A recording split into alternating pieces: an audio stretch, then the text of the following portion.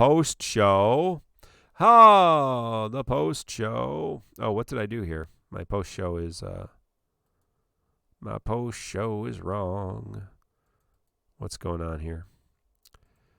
Let me make sure I got the post show. Where's the post? What's in the post show?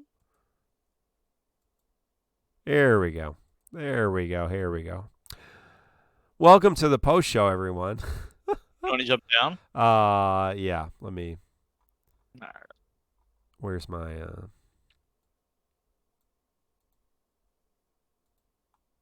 All right. Welcome to the post show, everyone. I don't know if Mackinol's still here. Probably, but that's a whole nother discussion. I don't know how deep we can get into here, but because he's saying like on the flip side, the world is moving towards a state where nobody has the right to own or repair anything, not even their physical goods, and that's a whole other can of worms. Yeah. I feel like devil's advocate. There's probably people way more knowledgeable than me on this. Is if people paid to own things, wouldn't that create more Hey, everyone, monopolies? this And is that's why Mark Myers, generational wealth was such a big thing, because families can over time accrue and own a lot more, and then the barrier for entry to own things just gets much, much harder. Is that not a real concern if ownership were much easier? Where's Macno? Macno, jump into chat. Yeah, I don't know how much it applies to everything, right? I mean, are we going to a complete digital reality at some point, right? We may be very very much talking about that when it comes to everything, but I mean, we're certainly not there yet, but it is so I mean, are you saying is it if we move towards that no ownership of everything, it's just going to increase the iconoclasts and increase monopolies, and the disparity between the rich and the poor will just continue to grow into a considerably unhealthy level? Is that what you're saying? Help I me think understand. so. And in a way, right? Like Well, because if that's how it was in I mean in feudal era wherever you lived, right? That you couldn't own anything, right? I mean, land owning became a big deal because most people couldn't own land. So there was an era when very few people were allowed to own things. and everybody else was just borrowing their house, their plow, their field, right? You know, you had tenant farmers, and even here in the United States in the last 150 years, you didn't own the farm, you rented the farm from somebody that owned the land, and you lived in their house. I mean, that was, you know, how and eventually people were able to build up wealth and buy it for themselves. Now that's getting much harder again. But you know, we're not that far removed from the idea that the regular common person really didn't own that much. And certainly in other parts of our world today, people don't own that much. So I don't know that it's this weird dystopian future, because I think our world has been there before, and yeah, it may be moving towards that again, and that could be very, very dangerous in terms of empowering the normal people, the regular folks, to actually have ownership over things. Well, see, the best thing about being old is I'll be dead before it's my problem. That's my plan for everything, for climate change and you know, Yeah, well, uh I I got a murder suicide pact with two other people. We're gonna check in every 10 years to see if it's time. okay. So, We're gonna check in every 10 years and see if it's okay. That well, like so like when we're all 40, we'll call each other up and see if it's bad enough. Like, it's a vote. We made it an odd number so it won't be a tie. And then if we say at 40, two of the three people say it's not that bad yet, then we check in again at 50. So and so forth, right? I don't plan to make it past 60. well, that's. I mean, obviously, no one should make it past 60, right? That's why would you even want to live? Natural. Yeah, That's a it's natural. unnatural, right? I agree. Um, it is. Yeah, that's a whole nother conversation, extending our lives well beyond the quality of that our lives extend. Although I've experienced people who've lived to be very, very old and very, very good lives. But yeah, I need to make a background image for this thumbnail. That's what we call them. That's what we call them. That's what the kids call them, the thumbnails for episode 169. But yeah, it is interesting when it comes to people, right? I mean, like when Yin was talking about, when a game like Mobius died, and this sense of loss and, I mean, grief. I acknowledge. Let's call it that. Let's acknowledge that. A sense of grief over what I've lost. That this was something that I invested in, and time, money, whatever, and now it's gone, and that's a serious thing. In churches, churches close, and so when the church closed, there's this sense of grief.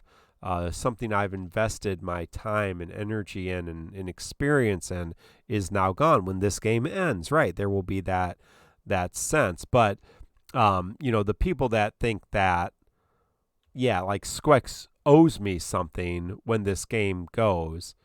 And somebody was saying earlier, maybe it was CSAM, like the idea that you don't, if like when I bought, I'm gonna date myself here.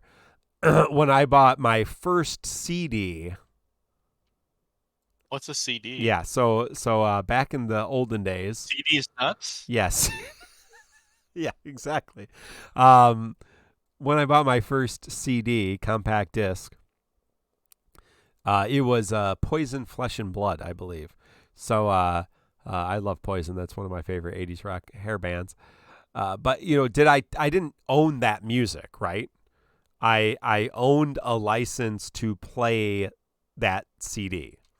I didn't own the rights to that art, right? I owned a physical lease that allowed me to play it whenever I wanted. Every rose has its every rose has its thorn. I'm not sure at 8 years old I really understood all the implications of Unskinny Bop, and all of the other, because I did go back and I bought the older ones as well. But Bad Parenting, I really think my parents allowed me to buy that. I won't tell you what my first cassette tape I bought was, but that was before CDs. We had cassette tapes. But yeah, I mean, there is I don't own one of my cars, right? Because it's on a loan. But I own one of my cars, right? That's mine. I have a deed to it, I guess. That's not what we call it for cars. It's not my car deed. What's the thing? The piece of paper that tells me that I own the car. Yeah. The what? Shit, I should know this. What is that thing? What's the thing? Title. Thank you, Jinli. Jinli's a responsible adult. Yeah, I have the title. Maybe I don't. I'm not particularly responsible. So I own one of my vehicles. I own my 2012 Chrysler Town and Country. That is my car, right? But even with that, how many people don't really ever own a car because they either lease a car or they get a loan for a car, so they don't own it. The bank owns it. And then they roll that loan into a new loan a couple years from now. And so people continue to roll loans into other loans. So they never truly own their car. And likewise, I get a 30-year fixed mortgage on my house that I buy. So that's not really my house, right? I don't really own it. And then I do a reverse mortgage after I've paid off the mortgage, or I take equity out of the house. And so again, I don't really own it. But there's an illusion that I do own it, and I'm responsible for it. Like if it breaks down, the bank doesn't pay for the car, right? I still got to pay for it, but I don't really own it. So there is kind of an illusion of ownership. especially for kind of the middle class and the lower middle class, and obviously the poorer among us as well. That may not really exist, and that, I mean, it was big in the United States. Early colonial life was all about owning land.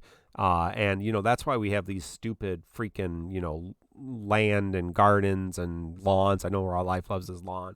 But, that was the sense, like the poor people in Europe and in England especially, you didn't have land. You didn't have a lawn, and the rich people did. And so we wanted to have lawns and land because that was a sign of wealth, right?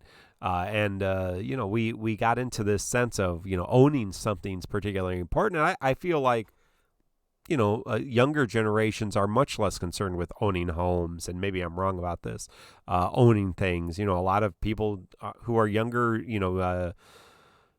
Gen Y, Gen Z, Zoomers, and Millennials don't even own cars, don't drive. I know a lot of Zoomers that don't drive at all, aren't even interested in it whatsoever. Obviously, it's easier when you live in a bigger city, but or a bigger place, but even those who don't, find ways to do it.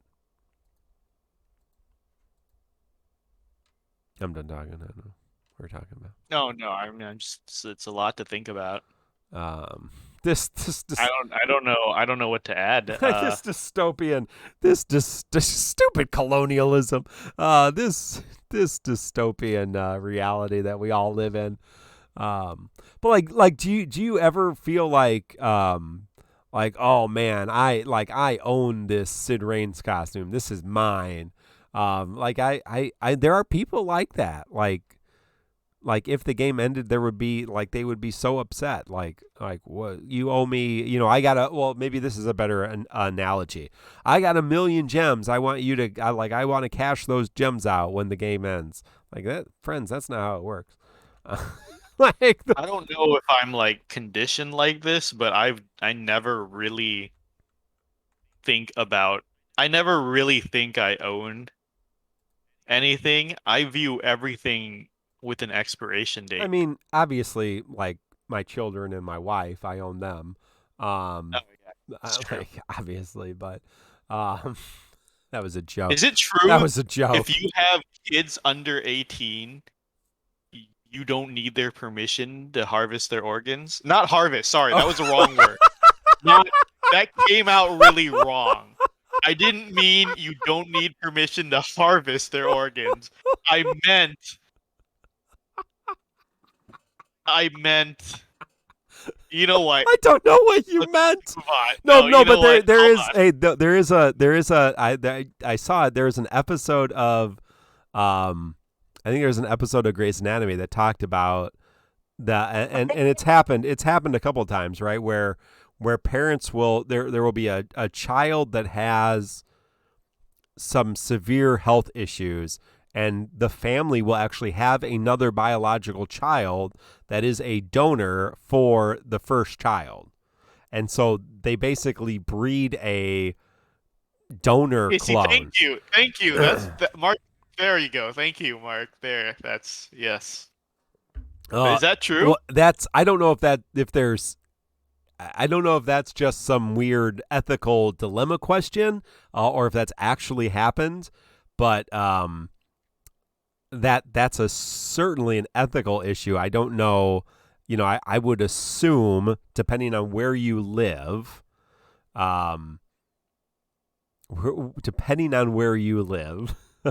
if you lived in Illinois, for example, and you had a child and treated them as a donor for another child without their permission, that you could be brought up on child abuse charges and your children could be taken away. There may be places in the world where that is not a reality that people would be concerned about. There are still places in the world where children are considered, more so property than here in the United States. What's going to be interesting when it comes with kids is the number of children who are going to start suing their boomer and Gen X parents for posting personal stuff online. Wait, that's possible? Well, I think it's there's going to be lawsuits about that. The little kid who was the naked baby from the Nevermind Nirvana album cover has been involved in lawsuits recently. So I know that's come up in conversation because he said, you didn't have my permission to take that and all this kind of stuff. Oh yeah, that's what I was saying. Like I thought the law was generally when you're under 18, your parents make the decisions for you, Right. Well, right? and I think right now, yes, it is. It is. Um, I think it's a little bit more on the side of the parents right now. But yeah, that the guy has some issues certainly. But that doesn't mean that moving forward there might not be a new precedent for. There can be one court case that goes to the Supreme Court, right? That changes a generation. That's happened before. If you look at the history of the United States Supreme Court, and some of that stuff is right back in the spotlight again today. But one decision can actually kind of turn the course of conversation, and if that's the case, it very well may be interesting to see kind of what happens. I try not to. I mean, I just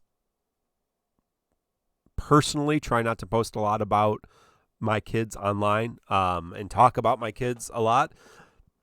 We do actually have a Facebook page for my daughter, a private secret. It's a secret group for my daughter, and so we do post some pictures of the kids there. But other than that, yeah, I mean, I don't. I'm very, very rarely on social media talking about my family. Um, and yeah, I just think that's something that we need to be a little bit more aware of um, moving forward. Uh, yeah, so I don't know. Back to the original question was I don't know if I'm conditioned like this, but I don't ever see myself as owning anything. Honestly, one of the things I spend the most money on is food because I'm fat. And you don't pay to own food, right? You Correct. Well, you rent it, yeah, for a limited amount of time, and Right, right, right. sometimes you enjoy it, and sometimes you don't. Sometimes you don't eat it, and it goes bad, and you throw it in the garbage. And you were talking about like, car ownership and stuff like that. And it's like, if I buy any furniture, if I buy a chair, if I buy a bed, I don't think this is going to last me forever. I think, okay, I'm paying to buy a bed for the next 8 or so years. Or whatever they say it's average 8 years to replace a mattress or something like that. I don't Well, know. You can go that through I it mean, right at the end of the day, isn't that really quite a good point in terms? Except, I mean, you talked about generational wealth earlier, but let's just talk about temporal life, right? Like you and me personally will not own everything we have forever. Um, unless we find a way to cheat death forever, which no one's found a way to do that yet. Like, right, everything we quote unquote own will be not be will leave our ownership at some point because we will be dead. The minute we die, we stop owning stuff. Now, again, we can set up an estate and we can pass it along to our children and grandchildren and friends and family and cat, whatever people do right when they die. But at the end of the day, it's not mine anymore. When I die, all of my stuff is no longer mine. My now. ownership of it disappears. Um, and again, like I said, you can, even as an artist, right? Like right now, there is a timeline where things become public domain.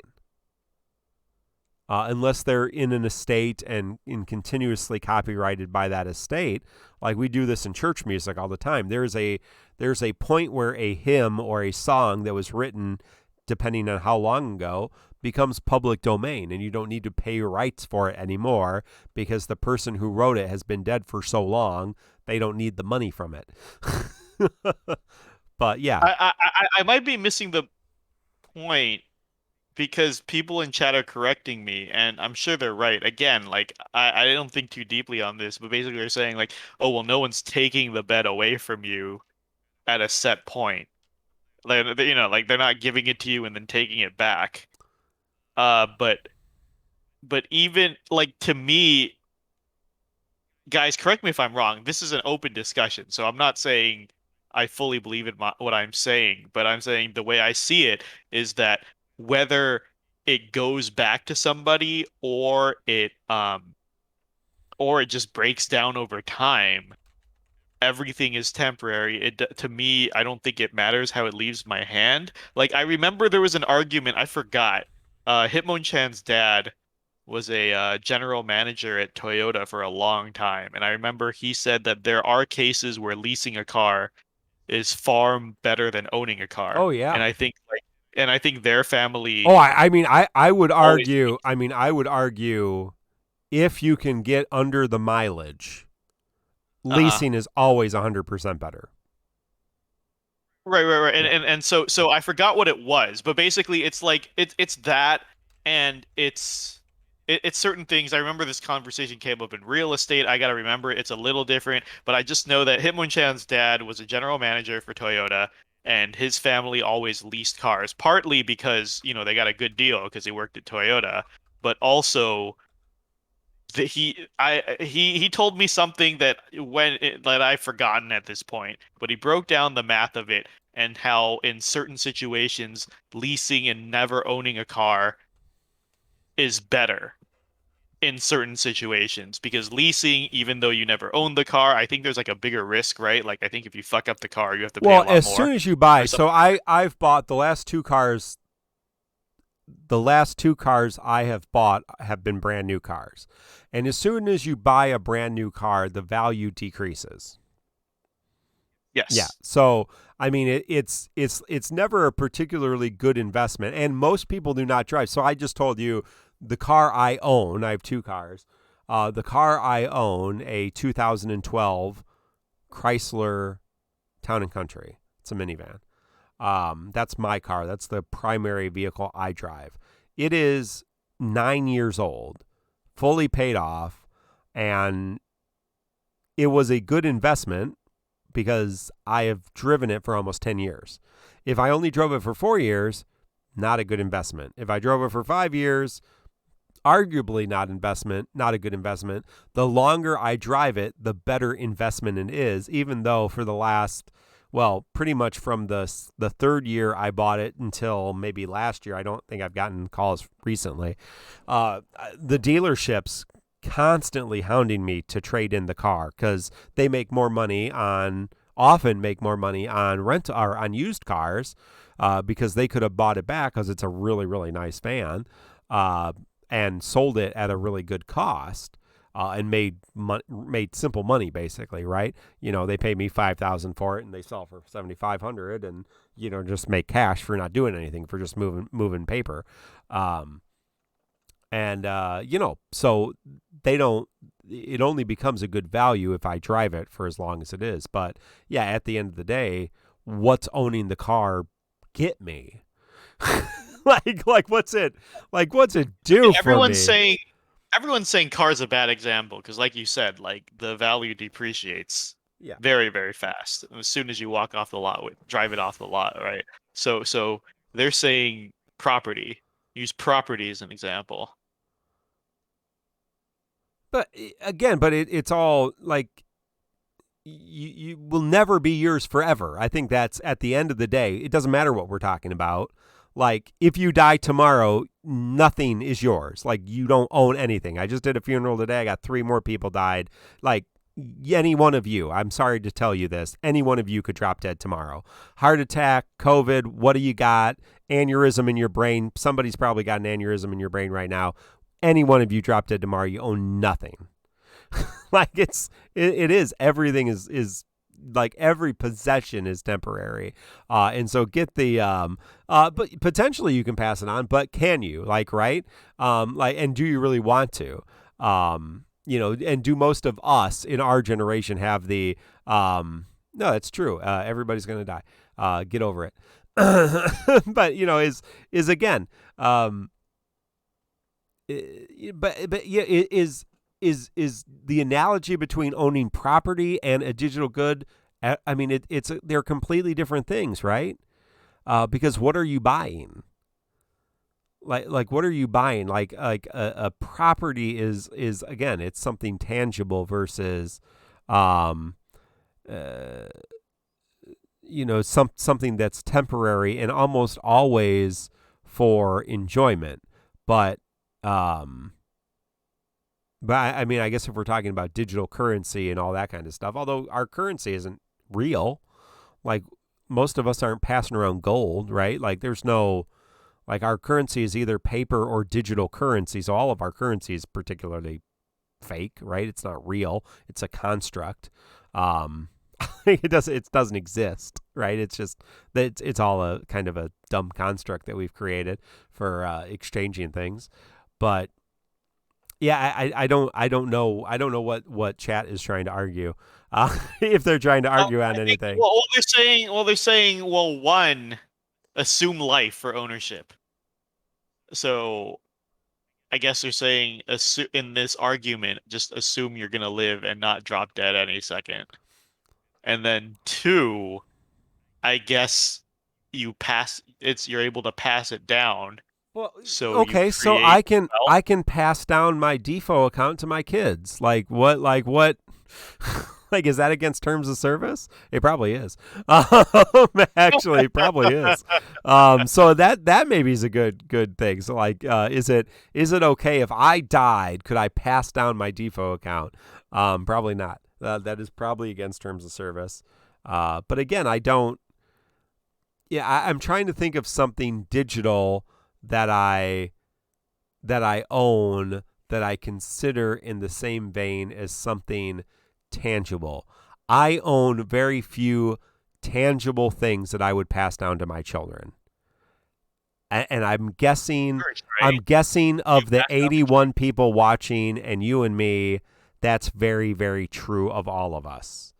I'm guessing most of us do not have a lot of generational wealth. And I'm guessing a lot of us do not have a lot of wealth in general to be passing down stuff. Um, so, like, I guess it's not something I'm particularly concerned about. But yeah, again, I think I experience default like I would experience going to the movies or going to a restaurant or going to a theme park. It's entertainment. And music and movies are the same way. So like if I buy movies on Amazon and Amazon says, "Oh, sorry, you don't own them," at the end of the day, I'll get over it. I guess like I don't. They're not my movies. I just buy them so I can watch them when I want. And at some point, I really don't want to buy anything. Like I'm moving away from just buying those because like I'll just use streaming services to watch things. And if they're not on that, I'm not going to care. Or I'll just rent it, if that's an issue. Yeah, like my Legos I can pass down. Those are physical things. Can you pass down your church? No, you can. I don't own the church. That's not how that works at all. Yeah, not at all. That's a whole nother conversation. Um, yeah, I don't know. I don't know where we're going on this. I think the one thing for sure we can say is if you play Defo, you have no ownership over anything that you've bought in Defo. And right now, we need to acknowledge that. And you need to understand that. Now, if we move forward and we start talking about legally owning digital goods, then I think that's a good conversation. I don't know what that looks like moving forward. I think there's probably smarter people than us having those conversations and trying to figure out what that might look like. But that's so I know it's just completely foreign to me. It's just a whole different mindset. I've never bought anything like even buying a video game. I mean, I've never thought like, oh, I'm gonna have this video game and play for. I mean, people were talking about that with some video game. I don't remember what it was. Like, oh, I bought this and I can't play it anymore. Like, what fuck video game are you playing? Yeah, I didn't keep my freaking NES. Like, I guess I could have if I kept it around and play it, but like, who cares? Like I played a video game for a while, I enjoyed it, and then I moved on with my life. I don't need to play my first edition copy of Diablo on my brand new computer. I'll buy a new video game. Uh, and I know some people talk like that. It's just not, my mindset is not there. So I don't know how to. I don't know. Yeah, we could move on from this subject, but really quick, I guess Pikachu Games was saying legally owning digital goods is possible with blockchain technology. That's the uh that's the thing that's related to the NFTs we were talking about. Like that's how Bitcoin works. Yeah. It's tied to that, where it's like a unique digital signature Right. that cannot be replicated. But that just brings up the problem why people hate Bitcoin and NFTs in the first place, because digital scarcity is fake, Yeah. right? Like the reason real things are rare because you can't make an infinite amount of them, Yeah. and there's only so many resources in the world. Yeah. If That's you why gold has value. That's why diamonds have value. Right. Yeah, and if you push scarcity on digital goods, then what the fuck? The whole point of like digital things is you can make all of like it should be more accessible. If all of a sudden you push scarcity on that I think that's really fucked up. I think we shouldn't be moving towards that direction. But guys, this is above our pay Yeah. grade. Uh, Mark is just a small town preacher, and I'm an in and out worker. Uh, let's. What were we talking about before we got into digital? Wait, please, Mark Macnell. What is Macnell I don't know. saying? Uh, If EFFO were on the blockchain, we could send each other LDs or BTs we didn't want and got. That's whack. That's Pikachu. Don't give him that idea. What would be better is if we got like a full game with all the LDs and BTs without this scarcity. I'm not a fan of NFTs or existing digital goods. I think it would be okay to keep track of other things. Trying to move away from the rabbit hole, and you mentioned the scarcity of diamonds. All right, Macno wants to fight you. I don't. Well, no. I mean, but again, it's all constructs, right? I mean, it's gold has value because we pretend it has value. Um, you know, like all that stuff. Like everything we consider has value just has value because we decided it has value. It doesn't actually have value. It's just a rock, right? It's just coal that's compressed over generations. Uh, but I mean, yeah, we can make fake ones of those too. But I don't know. I'm not concerned about that. Um, Scarcity of diamonds isn't the same as gold. I don't know, guys. Do we have another topic? This is too it's too heavy for. what about spheres? Are spheres digital goods? Oh, okay. I got a thing to say. I'm pretty sure BC's asleep by now. Um, so in the ranting hour, they were really talking about like I guess how reliant people were on information. I forgot the exact train of thought, but I know at some point they were saying, oh, people become, I think it was related to the spheres, and they were like, oh, people become way too dependent on other people telling them how to think and like blah blah spheres, like just figure it out yourself, do the research, like et cetera, et cetera. I forgot exactly how it went, but I remember disagreeing at the time for a specific thing. Oh, I got it. It was when Inkwelder got yelled at for the sphere thing or something. He's been posting those angry letters. Hang on, let me find him, right? He's been posting the angry emails he's been getting for not providing information Yeah. because yeah, so Inkwelder stopped doing the character pages and the sphere guides, and I think he's slowly trimming down on what he's doing, and he's been getting angry letters. Uh, I gotta find a perfect example of this. I know he posted some of these. Let's see. Here we go. Yeah, somebody sent him an email. It says, "To whom it may concern, Yeah. your group decision on cutting back the information on character pages and not listing bad passives, in my opinion, is a bad move. The page now looks like shit, and the only infographic without proper write-up on the how or some form of tips is basically useless page of junk.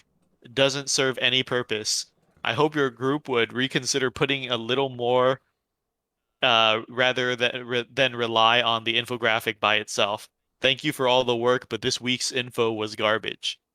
Okay, so yeah, so you got an email on that, and then I know BC and Inc. kind of tore into this because they're saying like, God, people can't think for themselves, and like they're demanding, like they're upset when other people won't do it for them for free, et cetera, et cetera, et cetera. And then chat took it in a different direction and got really wild with it. But I will say, so I say one thing. I agree with Inc. and BC when it is you shouldn't expect other people to do things for you for free or complain when people don't do things for you for free. Right? I think Inc. ultimately said the only people that I owe anything to are my patrons, is what he said in the ranting hour. And so I will say, yes, it is entitled to demand work for free, but I know chat was wilding out by saying people need to learn how to think for themselves, or people need to learn how to do their own research, etc. I will say I think that's a touch too far because there's so many aspects in our lives that we always get help for, Yeah. right? Right. Like I look up a lot of We help for a lot of things. no, nothing we do would exist if everyone thought for themselves. Like that Right, that's right, right, right, bullshit, right? right. That's so yeah, I Exactly. mean that's complete bullshit. Cuz I mean now the way that person approached it was completely stupid and not cool that that person reached out to Inc. privately and said, "Your infographic is shit because it doesn't have what I want it to have." So that Yes. was not the way to approach that. The way to approach Yes. that is, "Hey, I really miss the sphere. I really miss the spheres about. Can you tell us, what is there an update with that? How can I understand this better?" There are better ways to have that conversation than that person had. But the idea that everyone should think for themselves. So let's break that down for a second, because if everyone should think for themselves, then Tonberry Troupe doesn't need to have anything, and Right. we don't have a podcast, and Josepher and 40 and anybody who, I mean, maybe there's people, streamers, hey, thank you WeChat for the gifts up. And, yeah, maybe you want to watch other people play just because you enjoy the game, but like, no, there's no should you polls, there's no information, there's no how to plays, there's no conversation, right? There's no Dissidia info, there's no database, there's no FFO tip, there's no compendium. All of those things are worthless if we're thinking for ourselves. Now, I think what they're probably talking about is research for yourselves. But again, is it fair? Is it fair to say to the vast majority of default players who are playing a 15-minute a day toilet game that they need to do Yeah, hours and exactly. hours and hours of research every day or every week to Exactly. understand what's going on, when there are people who are stupid enough like us to do that for them? Um, Agreed. and yeah, and so yeah, there are people who enjoy that and they spend the time doing that, so that the vast majority of people don't have to do that. Now, Right, the right, right. sphere thing is kind of silly, but yeah, I mean, Okay, so in defense of the sphere thing, it's not a strong defense. Well, first of all, what chat was saying was basically like, I think like BC and Ink joked about it, like, oh, you should take down Tonberry Troupe for like 2 weeks or something, or a month, because they were talking about, oh, when Rem went missing, the community freaked out yeah, because they couldn't think for themselves. Or they're saying, oh, you should take down Tonberry Troupe for a couple of weeks, just to make people think for themselves. And again, like, yeah, thinking for yourself is good, but I'm saying there's also nothing wrong with having guides or asking about. So like the sphere thing, I can kind of understand. In any other situation, sure, you can say it's not important enough to really talk about. But there are always going to be big nerds out there, and Inkwelder's one of them, that really wants to find out what the optimal sphere is. It was just too much work for Inkwelder to upkeep it, right? But this is stuff that Inkwelder actually thinks about, right? Like right. in our mod chat today, right?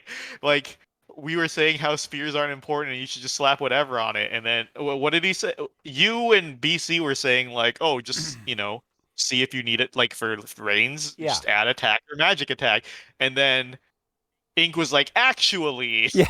it should be actually brave damage up and brave gain spheres are better for Reigns. And then so he actually thinks about this all the time. Right. So I'm saying like I get it, right? Like I was thinking like all these other things I do much more casually in my life, I do look at guides and informations. Even other games I play, like I'm getting back into FF14, I'm relying on a lot of other people's research. Like, hey, I missed out on a year. What's the best rotation now? What foods do you want to eat for rate, etc. Like I'm Wait, learning. there's food in Final Fantasy 14. Yes.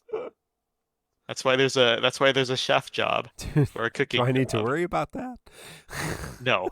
You never have to worry about that. Good. Um or it's the same question there. What materia do I put on my gear? Hmm. Did you do the materia tutorial? I I think think that was so. Yeah, I think so. Yeah, yeah. Yeah, there's all these like minuscule things that won't matter to most people, but there are nerds out there who really want to know. And so I'm Well, saying and like yeah, I and understand and the curiosity. I, I understand the curiosity. I mean we were joking about spheres in the show, but I'm still gonna answer people, right? Um, if they have a question about a sphere, you're not gonna be an asshole about it. It's just there are some spheres are a thing where there are some common um well, yeah, multiracial line. Didn't you question why people would buy the LD without having any idea of what they wanted? Yeah, yeah. Well, I think we were just trying to understand why you would spend money on something and not have a sense of what direction you would go. Um, I think, I think, Yeah, multiracial. What do you? I just so I can address you properly. Are you like with that? Are you trying to say? No, what's your point? Are you saying we're contradicting ourselves? I'm a little lost. Do you understand this, no. Mark? Well, we'll let multiracial lion clarify the question for us before we get in there because I can see it going a couple different ways. But yeah, I mean, so with spheres, there are some basic things you can learn to help you because to do a sphere guide for every character would be based on every available sphere possible, which is going to be different for every single person. So it's an exceptional headache. But yeah, somebody could break down and figure out the most optimized sphere for every single character. There would probably be a lot of overlap, right? But that's not going to be helpful to most people because most people won't have those immediate things, right? They won't have the optimal spheres for every single character because there's going to be so much so much overlap. So there are some basic things that you can teach people when it comes to spheres, and then they can look and they can think about. The passives, they were talking about passives too, and that's kind of like, yeah. Again, it's not necessarily here's a definitive list about every passive you can and can't remove. It's more of here are some of the basics so that you understand, first of all, how to get more Yeah. CP. Second of Yeah. all, some of the passives that are less useful. And you can identify them by quickly looking through the list and seeing, okay, obviously this passive is not as good, etc. So, Cyan Sphere is great. Yeah. Yeah, yeah. No worries. Multiracial. I really did want to get you to clarify that, but I think if I'm guessing well, first people are agreeing. Like you're right. New spheres keep coming out, right? Yeah. It's impossible to nail it down at a time. So you give a general advice. Same with passives. Like you can have the discussion, and I think it's important to like teach people what to value, probably. I haven't read Ink Sphere Guide. I think it's something like if they want attack, add attack or something like that. I don't Yeah, know. no, Did you it's guys pretty. I mean, it's pretty comprehensive. did you guys watch? No, nobody watched the stream yesterday when I streamed with Raw Life. So fun. I was doing my summon boards with for Reigns, and he was telling me this is what Tonberry Troupe says to get. And then me and Somegi were like sitting there reading all of them and then deciding individually. And he was like, guys, Tonberry Troupe says to get 367.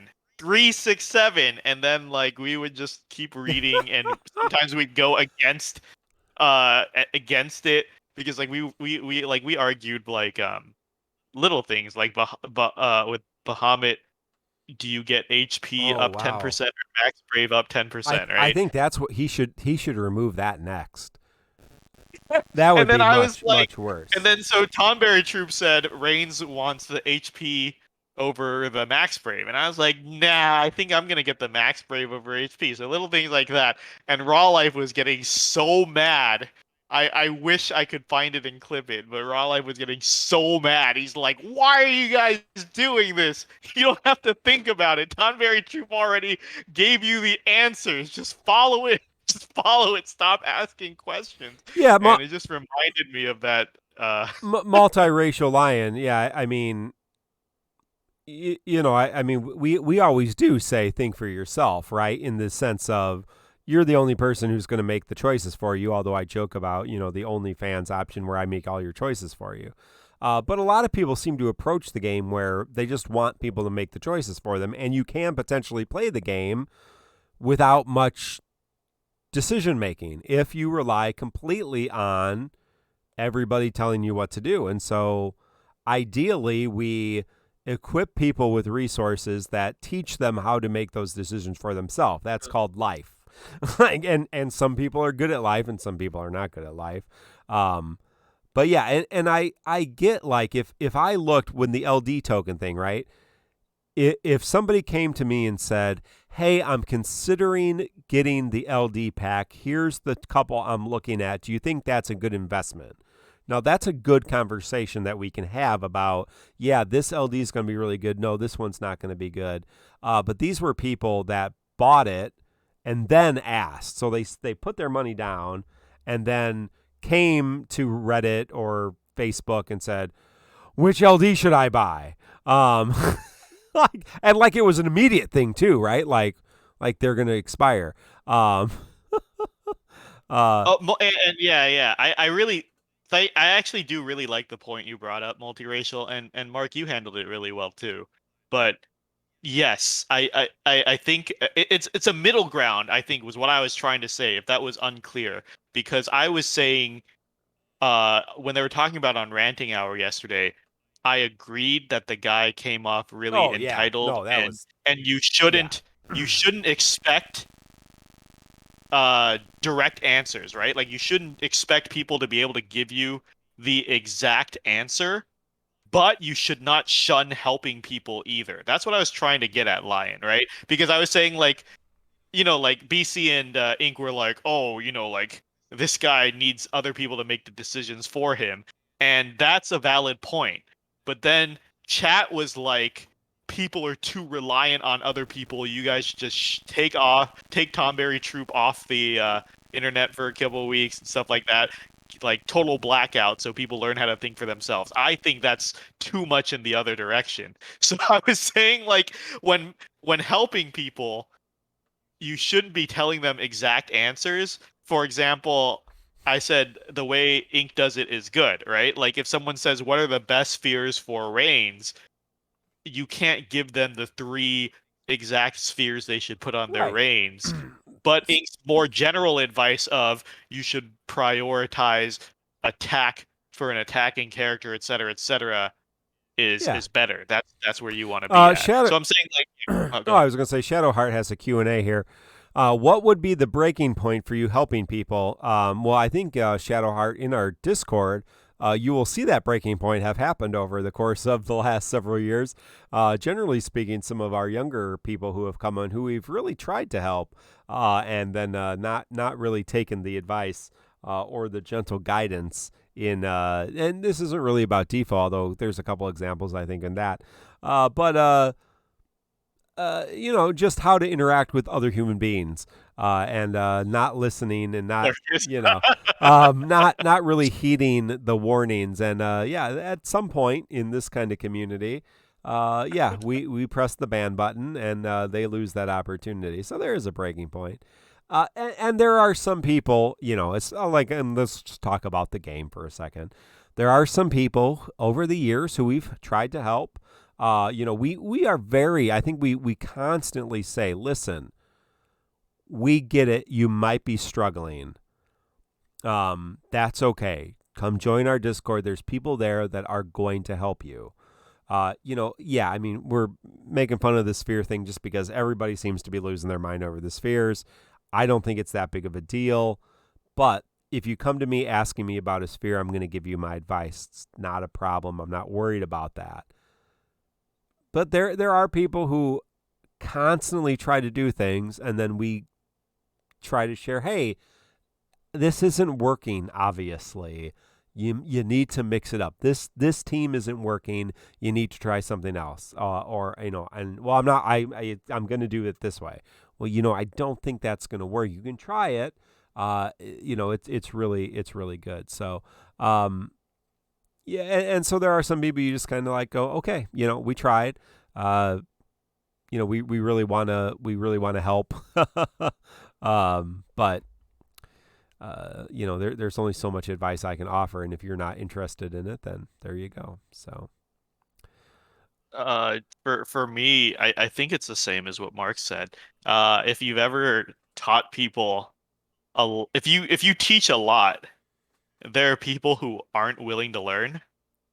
That's the breaking point. yeah, If you're if you're I'm trying to think of a specific DFFOO example. I can think of people. yeah, I'm trying to think of a specific case. yeah. I'm trying not to call out any individuals.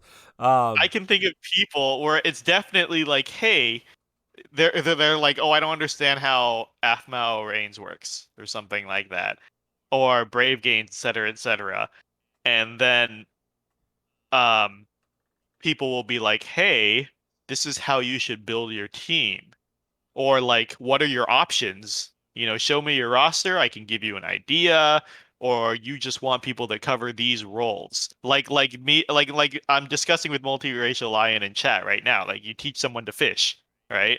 Not give them the I forget the saying. I'm gonna butcher it. But you teach people to fish, not give them fish. Give a man a fish, you feed him for a day. Teach a man to fish, you feed him for a lifetime, is the expression, right?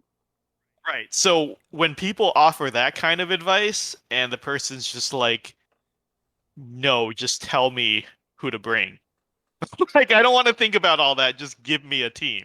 Yeah. Just plan. Well, and again, I mean, that's there is a large population of the player base that is, tell me who to pull for, tell me who to bring, tell me who to sphere, tell me, and that's okay. I mean, I don't mind that, because again, this is a toilet game that you can play for 15 minutes a day and enjoy in your way, and fine. I understand you don't have the same kind of investment in it that we do, and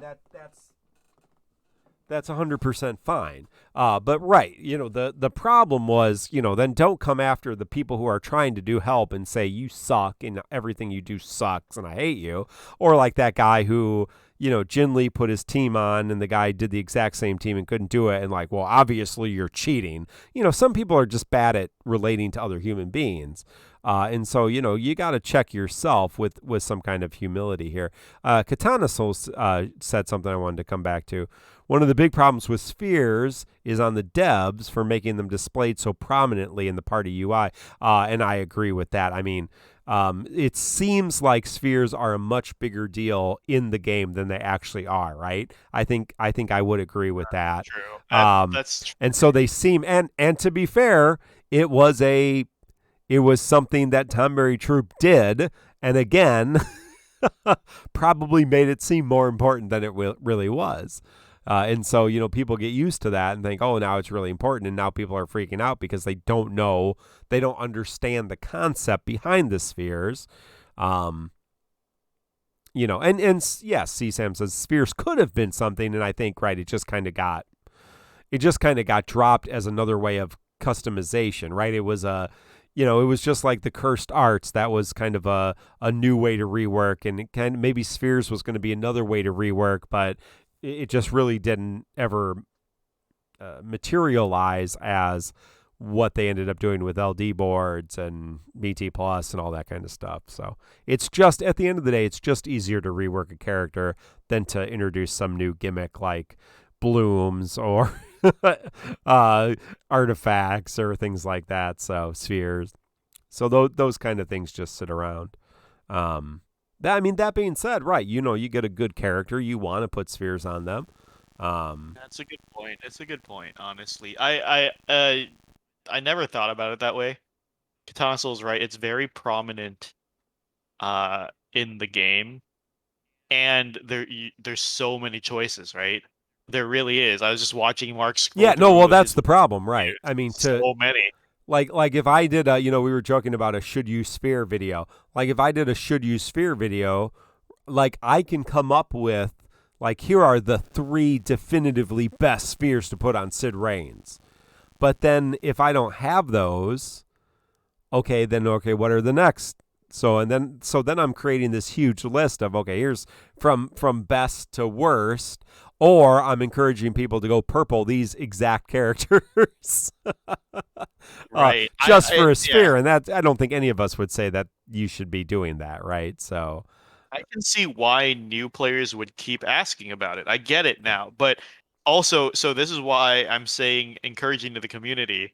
I hate elitism, right? And so like instead of memeing whenever people ask for spheres, saying spheres don't matter or whatever, we should just teach new players what to prioritize. yeah. I think that's the better thing. So that's a call to arms for all of you in chat, right? Like I don't think we should dismiss all these new players asking for sphere advice. Just just explain to them how to prioritize stats, I guess. Yeah. Not handhold. As he says. Well, yeah, I mean, if somebody comes on our Discord and says, what sphere should I put on Sid Reigns? You don't have to say Sid Reigns, Kais, and Aerith. I mean, you can say, oh, here's what I did. I think that's valid. That's a valid, simple way to do it, right? Is to say, okay, here, I put Sid Reigns and Cyan and Gao refined spheres. Yeah, Macnell saying, yeah, the description of the spheres make them seem more important than they are too, because yeah, right, they do seem like they're a little bit more important than they actually are. But to say, okay, here's what I did. It's the same with fights. Like when we cover the fights, we try to talk about the mechanics of the fight, and then we might say, okay, here's the team I brought, but there are other options. And that's why we have called arms. That's why we have the thread on our Discord, because, hey, there's tons of options. And look at one of those and work around it and then try it yourself, I actually like people posting the screenshots of the runs more than videos, because that gives me a snapshot, because I hate watching run videos. It gives me a snapshot of the characters people are using to clear the content. And the call to arms does the same thing, just kind of in data, so that's helpful to do it, to kind of look at those videos. But it kind of gives you a snapshot of what people are bringing, and then you can see, okay, who's blue, who's green, who uses artifacts, who doesn't, who uses spheres, who doesn't. But more so, you can say, okay, real quickly, I'm just looking and seeing here's some different characters. I'm more interested in that and less interested in watching someone actually execute something, unless it's something very, very cool. Like, 0 turn runs and 0 boss turn runs. That's not interesting to me, but every once in a while somebody pulls off something that's really astonishing. And sometimes it's just luck and RNG, and sometimes it's just really good play. And so you kind of watch and like, wow, that's not something I would have ever thought about. It's something I need to keep in the back of my mind moving forward, if I want to try that kind of strategy in future content. That's an option that I didn't realize was an option before. But some people literally, right, watch a run video and try to copy it click by click. I mean, you think that's fair, Mino? I'm debating whether I want to choose violence against In right now. Uh I think I'm in a good mood, so In, I'll let you go tonight. But he said something. oh. Okay, no, I'll choose mild violence in just because you're a regular. I know you can take it. But in says, I mean, execution in DFFOO isn't extreme. It's just pressing a button. Uh, for those of you who don't know, he couldn't do T4 with copied teams without Yuna's BT. So he didn't get Yuna's BT. That was his excuse for not doing T4. Everyone else showed him exact teams to use in his roster. He tried them and went over turns. And then he had to wait for power creep to go back to it. So I think it's really funny he's saying execution in DFFOO is just pressing buttons. Because clearly, if he could press the same buttons, he could have beaten it with the resources he had. So I just want to put that into perspective. I always think it's funny when veterans say there's no execution in DFFOO, but other people are getting teams through that they cannot get. Well, there are definitely, there are definitely, when you have when you have a fight like this current fight where, what's the turn? The turn counts like 65. You have people going 70 turns and not getting the full rewards, and people who are clearing it in 8. I mean, it's Yeah, like there is an execution with the difference. same There teams. really With is. and that like that's not different teams. That's with the same teams. Um, yeah, that's right, exactly. Yeah, The same team comp going 8 turns and 68 turns. Like, yeah. exactly. And that's why like I remember I saw this in a Xeno server a long time ago and we had a good laugh about it. But there was this guy in Xeno's server who said that he's a guy who synergy stomps everything, right? So like Big Whale pulls all the meta and synergy and just wrecks fight, never challenges. And then and then he like laughs at the other people who are doing challenge runs and no synergy runs because he's saying to me it makes no difference if you're using meta characters or if you finish a run in 5 turns or 80 turns, there's no difference. And it's just talk like that just blows my mind. And it's similar to in is not as extreme, but just it's so Yeah. funny to me when people say there's no execution involved when the results are so different. Like Mark said, exact same teams, completely different Well, results. Like RVK says there's literally a 1-turn run on Reigns Lufania Plus. There's actually a 0-turn run, and I thought it might be possible, but I had not have time to check it out yet, to try it out yet. But yeah, there is a 0-turn run, and it is with Noctis, Aphmau, and Sid Reigns. So yeah, it is possible to do 0 turns on this fight. And yeah, Clay missed his opportunity. He should have already done it. I haven't seen it on Clay's. Yeah, there you go. And again, I don't think everybody can pull that off, um, but it is a possibility. I don't see the one Reigns, Aphmau, Green Zidane. Oh, yeah, I certainly did. Clay's video is in processing now. wait, Reigns, Aphmau, Green, Zidane did 0 turns? 1 turn. Okay, because I'm seeing that comp a lot, Yeah. and there's a lot that are way over 1 turn. Holy shit! Yep. So who did that, that's an impressive run. He's responding to final character. Oh, okay. Yeah, I don't. Uh, I, Yeah, I haven't seen that run. That 1-turn run. Is that in our Discord, RVK, or somebody else? It's not one I've seen. either Pretty way, impressive. I cannot do that. not only am I not somebody who guns for low turns, but I'm gonna say it right now. I know I probably cannot compete Oh, in low Serial. turns. Yeah, Serial on So Dystopia. so I'm saying like give respect where respect is due, right?